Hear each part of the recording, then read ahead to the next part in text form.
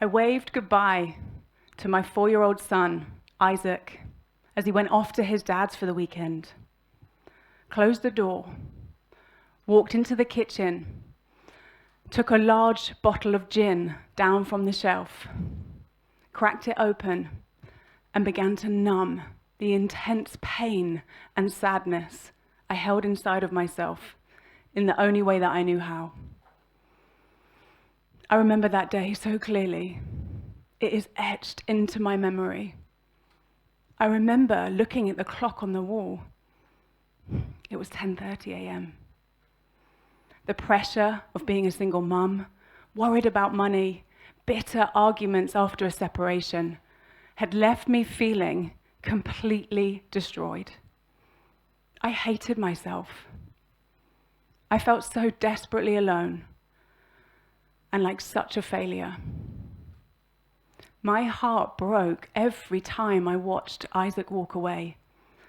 I felt like I was failing him. And finally, it all came crashing down around me, and I didn't feel like I could cope. I didn't know a way out of the mess that I was in. I felt totally helpless and utterly hopeless. Today, I stand before you as the CEO and founder of a successful wellbeing business. Isaac is thriving, and I'm married to the man of my dreams. My life couldn't be more different. I can truly put my hand on my heart and say, I love who I am. When I think about this transformation, it still amazes me how I went from deep shame and unhappiness to overwhelming joy, from broke and distressed to spiritual and financial abundance. That is quite an extraordinary shift. One that if you'd met me at the time, I don't think you would have thought would be possible. And I certainly didn't think so either. There were just 8 years between these two versions of me. This stark contrast left me with some very big questions. What is it that enables some people to go from bleak beginning, from poverty, challenge and suffering, to personal and professional success? What is it that enables some entrepreneurs to flourish while others fall hurdle after hurdle despite their very best efforts? What is it that enabled me to have these two very extreme versions of myself? To answer these questions, I need to take you back to that bottle of gin.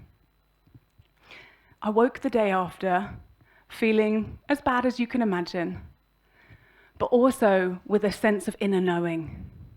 Something had to change. I knew that I couldn't carry on with my job anymore. The commute was killing me, and I desperately wanted to spend as much time with Isaac as I could. But equally, my good city job was the one shred of identity that I had left. It seemed sensible it would be the one thing I kept. But in my heart, I knew different.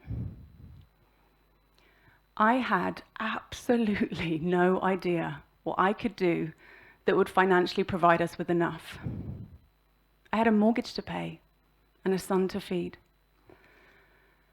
So on that fateful day, and in my desperation, I Googled jobs for mums.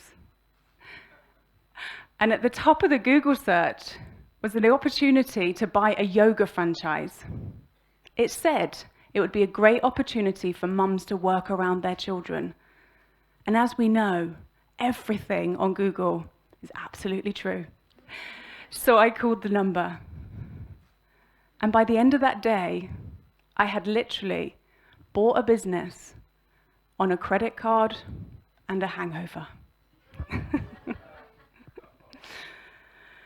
Now, by this point, you're probably thinking, yeah, but you were good at yoga, right?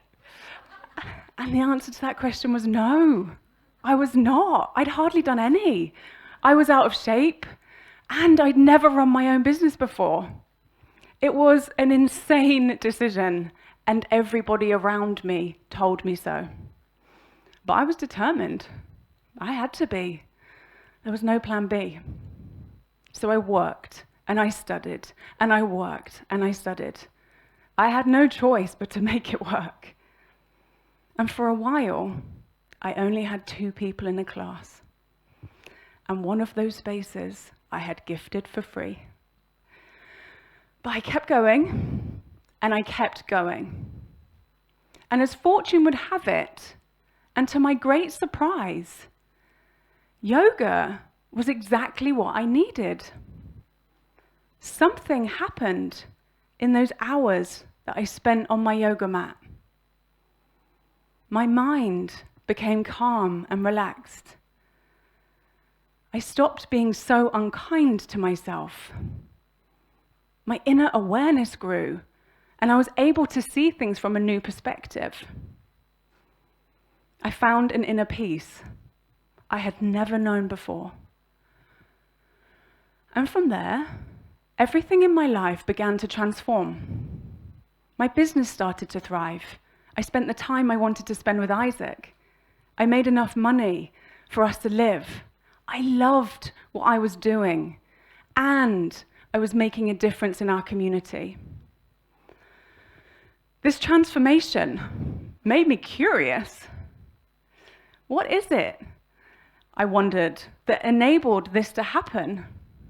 I became fascinated in emerging science that is showing us how we can be strategic in our success.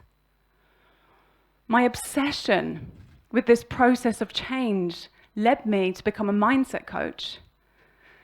And over the course of these 8 years, I've spent over 6,000 hours coaching people, hundreds of whom have shared their transformation stories with me.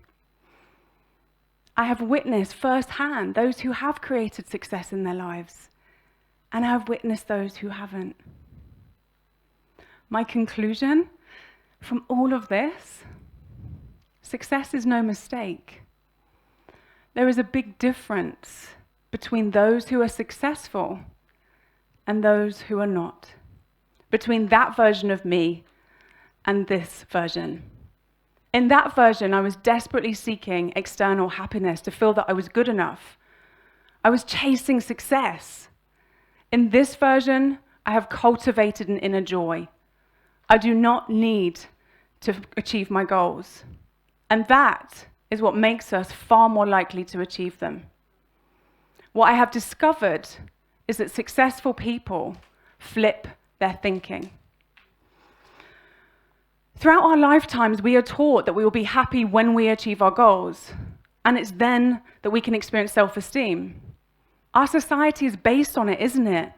The "you'll be happy when" syndrome. When you get the grades, the car, the degree, the job, the house, the business success, then you will. And all of those things are wonderful to achieve, but we do not need to base our self-esteem upon having them. It makes us far less resilient and less likely to achieve them. Studies on success are showing us that self-esteem is not the pathway. Self-esteem being how we value and perceive ourselves. It is based on the thoughts and opinions about who we are, and it is sought through external validation. The data showed that whilst those with self-esteem may think that they're more successful, they are in fact not. Those with self-compassion, a willingness to look at their shortcomings and mistakes with kindness, were in fact far more likely to succeed. In order to create greater success in our lives, we must focus on how we feel within. Successful people have an inner sense of self, not a need for external validation. But why? What is it that means these two different mindsets, this flip thinking, create such a big difference in our lives? Bodies of research, including work by Dr. Joe Dispenza and Dr. Sue Morter, are showing us that how we feel now creates our reality. We know that the universe is made of energy, don't we? The chair that you're sitting on, this stage, even you and I. We also know that as living beings, we have a biomagnetic energy field. We don't stop at our physical bodies. We emit energy from our bodies. Not visible, but measurable nonetheless. Energy is not still, it vibrates. Emotion is energy in motion. What you feel has a frequency. The feelings of joy, love, and peace have the highest frequencies, whilst fear, shame, and despair have the lowest. Think for a moment how they feel within you. You know when you walk in a room and there is tension, don't you? You can feel it. You also know what it feels like to be around someone who is calm and confident. You can feel it. What we feel creates a frequency into our field. Negative emotion creates negative frequency. And if that's what our field is made up of, it makes it very difficult for us to find a new thought, have a new experience, or see something from a new perspective, which makes us feel stuck, which pulls us further down the emotional scale, and we create more limiting beliefs. In order to create change in our lives, we must first change how we feel within. And that is exactly what accidentally happened to me on my yoga mat. I changed how I felt within, and my world around me changed. I went from here to here. I'm not alone in that first version of me. More than ever before, we are using prescription drugs, painkillers, antidepressants, alcohol, TV, consumerism to numb. The average antidepressant consumption has risen by 147% across European countries in the last 20 years. And I believe that a majority of that is because we are focused on the absence of what we are yet to achieve. In order to create success, we must focus on how we feel now, not when we achieve our goals. I'll be happy when equates to I'm not happy now.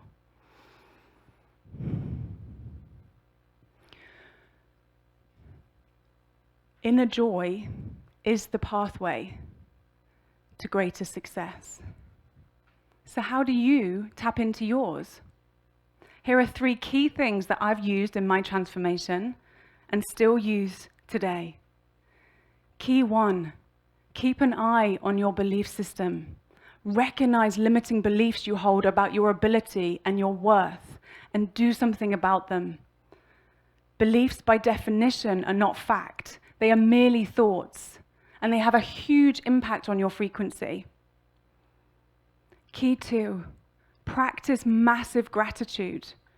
Gratitude has the power to convert frustration and scarcity into acceptance and abundance. Shift your mind to being able to see what is good now, and it will enormously raise your resilience.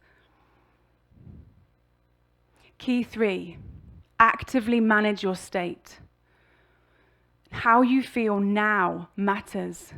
Take action every day to shift how you feel through high-frequency thought and action. You are the creator of your reality. Life happens through you, not to you. I leave you with 2 questions.